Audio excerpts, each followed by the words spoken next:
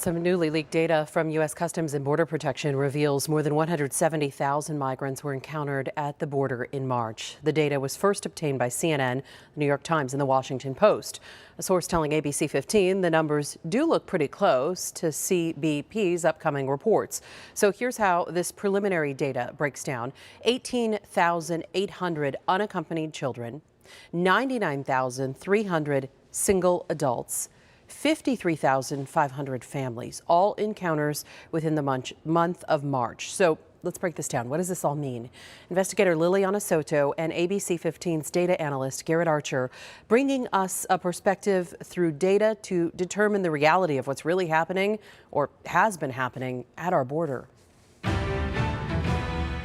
Some call it a crisis and blame the current administration. A man-made crisis caused by elites in Washington, D.C. Others call it a challenge brought up as a result of the previous administration. There's no doubt the data reveals a concerning issue, but how far back has this been happening? And I would like to start by asking ABC 15 data analyst Garrett Archer if there's a possibility to break a record here. Garrett? It does appear that we are going to be at a high that we've not seen in 15 years from 2006. The only number it does appear we will not break a record is for the family units. The family unit encounters is much lower than it was in 2019. Now, if we look at the number for single adults, the number of single adults, in fact, is about 3 times higher so far than it typically is. We're talking about almost 100,000, 58% of all encounters in March. However, it doesn't mean 100,000 single adults crossed the border. And that's because of a policy called Title 42. Border encounters have been rising since April, when President Trump instituted the Title 42 expulsions at the border. Erin Reiklin-Melnick is with the American Immigration Council, an organization that advocates on behalf of immigrants. Because those expulsions led mostly single adults to be expelled back to Mexico within hours, that let people return to the patterns we haven't seen at the border in nearly 20 years. Many of those are the same person crossing the border multiple times and being turned back quickly. His research matches with U.S. Customs and Border Protection's data. He says the trend we're seeing now of single adults crossing was bound to happen. Regardless of who was president in January, we would have seen this trend accelerate.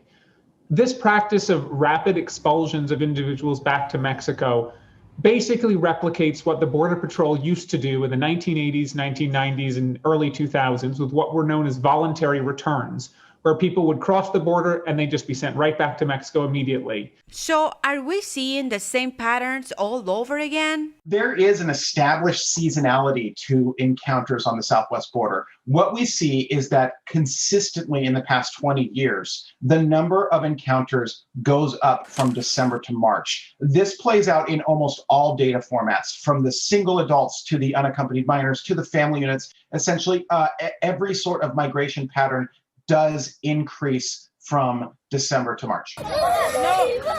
Going back to 2 years ago, if you look at 2019, family unit encounters were significantly high. The CBP operates on a fiscal year of October to September. So if we look at October to March, right now, family unit encounters is half of what it was in 2019. That's how many there were in 2019.